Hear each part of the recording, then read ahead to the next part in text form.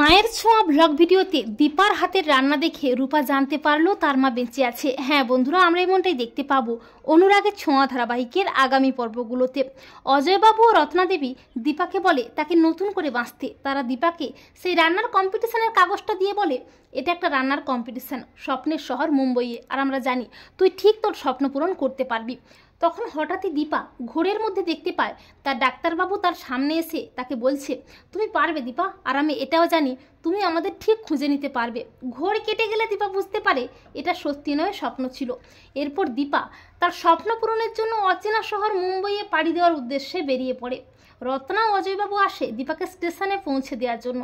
আর ঠিক তখন সেই ব্লগার মেয়েটা এসে দীপাকে বলে আমি তোমার নামে একটা ইউটিউব চ্যানেল খুলে দিয়েছি মায়ের ছোঁয়া, তুমি চাইলে চ্যানেলটা চালিয়ে যেতে পারো।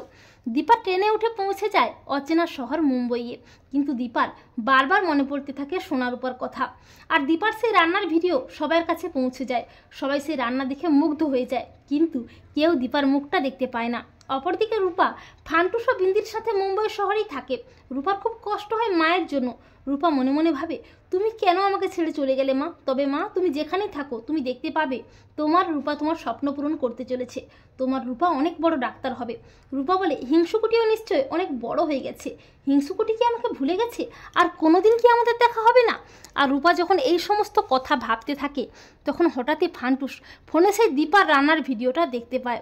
ফান্টুস রূপাকে বলে মারে, মা দেখ এই রান্নার ভিডিওটা, কি অপূর্ব গ্রাম্য রান্না, কি নতুনত্ব, ঠিক যেন এতে মায়ের ছোঁয়া আছে। কিন্তু যিনি রান্নাটা করছেন তার মুখটা এখানে দেখাচ্ছে না। আর ফান্টুসের কথা শুনে রূপা দীপার রান্নার ভিডিওটা দেখে। ভিডিওটি দেখে চমকে যায় রূপা। রূপা বলে কে কে উনি? ওনার মুখটা তো দেখতে পাচ্ছি না, কিন্তু ওই হাত, ওই রান্না আমার খুব চেনা। আমার মাও ঠিক আমাদের জন্য রান্না করে ফুল দিয়ে এভাবেই সাজিয়ে দিত, আর ওই হাতটা আমার খুব চেনা, ওটা আমার মায়েরই হাত। তার মানে কি আমার মা বেঁচে আছে? আমারই কি সেদিন বুঝতে ভুল হয়েছিল? তাহলে আমার মা কোথায়? রূপা অস্থির হয়ে ওঠে। রূপা বলে আমি আমার মাকে ঠিক খুঁজে বের করব।